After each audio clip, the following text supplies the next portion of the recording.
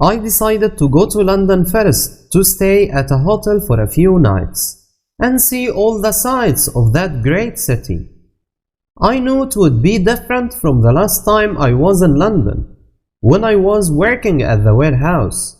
Now I was adult and educated and had money. The hotel I chose was called the Golden Cross, and because I looked so young, I was given a very small dark room in the roof. But I did not feel confident enough to complain. That evening, I was returning from the theater when I recognized someone going into the hotel. I could not prevent myself from saying at once, "Steerforth, do you remember me?" He stared at me for a moment, then he cried, "Good heavens, it's little Copperfield!" I was so delighted to see him that I held both his hands saying, "My dear Steerforth, you have no idea how pleased I am to see you again." I remembered how much I admired him, and all my love for him came back. I had to brush away the tears from my eyes. "Don't cry, Copperfield, old boy," he said kindly. "I'm glad to see you too. What are you doing here?" "I have just finished school and my aunt has sent me to London to look around before deciding on a profession. What about you, Steerforth?" "Well, I'm studying at Oxford University, but nothing exciting ever happens there. That's why I am in London for a few days. But it's boring here too, isn't it?" "In London?" I asked, surprised. "I think it's wonderful. There's so much to do and see. I've just been to the theater. The actors were excellent. And David, laughed Steerforth. "It does me good to see your fresh, innocent face so full of excitement. Now, let me see, which room are you staying in?"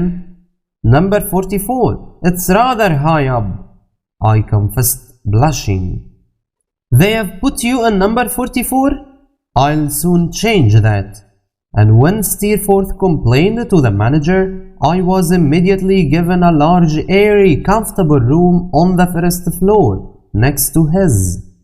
That night, as I fell asleep, I thought happily of the next few days which Steerforth and I were planning to spend together. A week passed very quickly, with visits to the theater, the museums, and the zoo. We went sightseeing, riding, swimming, and boating. Steerforth was the perfect companion to have, and I admired him even more than before. In fact, I loved him with all my heart. One day I said to him, "You know, Steerforth, I really must go and visit my mother's old servant Peggotty. She was very good to me when I was a child." "Yes, David, I remember you told me. She lives in Yarmouth now, doesn't she? Why don't we go there together?" "Oh yes, Steerforth. You'd enjoy meeting her brother and all the family. They are very kind, good people." "Even if they are only working people," said Steerforth. I looked quickly at him to see what he meant, but he was smiling at me, so I knew he was joking, and I smiled too. We traveled to Yarmouth by coach, and when we arrived, Steerforth stayed at the hotel while I went to Barkey's house to find Peggotty. When I knocked at the door, Peggotty opened it and didn't recognize me for a moment. I had continued to write to her regularly, but we had not seen each other for 7 years, and I was no longer the small boy she remembered. But when she realized I was her Master David, she sobbed and sobbed with delight, holding me in her arms as she had always done. Soon she was calmer, and we talked about the events of the last few years. I heard that she was very happy with Mr. Barkey's, who, however, was ill in bed at the time. She was so pleased to see me that she insisted I should sleep at her house during my stay in Yarmouth, in the little bedroom she had always kept for me. The next day, I took Steerforth with me to visit Daniel Peggotty. It was a dark, windy winter evening. As we came closer to the old boat, we heard happy voices and laughter inside. I opened the door, and suddenly I was surrounded by Daniel, Ham, and Emily, all looking very surprised. "Look, it's Master David! Look how he has grown!"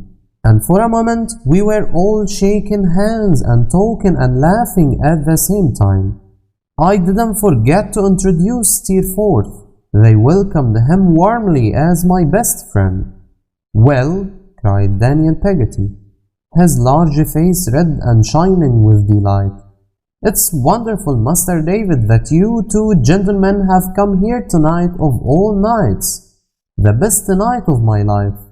Because tonight, gentlemen, my little Emily," and he took Emily's small white hand in his rough red old and placed it on his heart, "has agreed to become Ham's wife." "I congratulate you with all my heart," said Steerforth politely to Ham without taking his eyes off Emily, who was blushing prettily. "Master David knows how I love this girl," continued old Daniel, "and my dearest wish was for her to have a good husband to take care of her, and there is no one I trust more than Ham. He's only a rough sailor like me, but he's honest and sincere, and I know she will come to no harm while he lives." Meanwhile, Ham was blushing too. I didn't know what to say, unsure whether I still loved Emily and was therefore jealous of Ham, or whether I was glad they were going to be happy together. But Steerforth always knew the right thing to say, and with a few well-chosen words he made us all feel much more comfortable. We spent the rest of the evening very pleasantly, telling stories and singing songs, and it was midnight when Steerforth and I left the old boat. "Well," said Steerforth to me as we walked across the sand in the cold night air, "what a lovely girl, and what a coarse young man she's engaged to."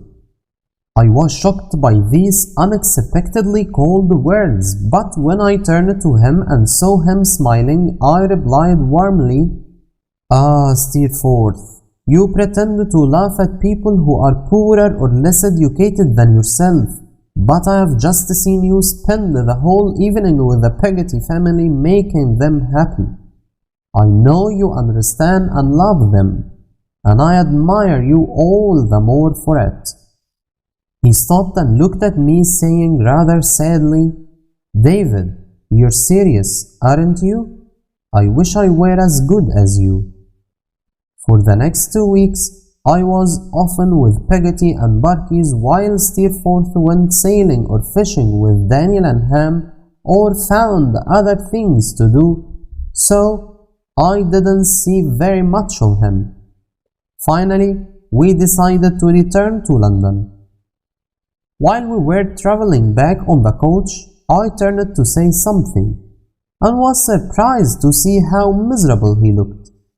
"Oh, David," he said unhappily, "I wish I could control myself better. I hate myself sometimes." "Steerforth, what can you mean?" I cried. "You're the best, the most intelligent, the kindest of men." "Thank you, David," he said, shaking his head, "but you don't know how bad I am." "Bad?" I repeated. "My dear Steerforth, don't say that. I know your character well, and I am proud to call you my friend." In a little while his mood changed, and he became cheerful again. I soon forgot his words, but I remembered them later.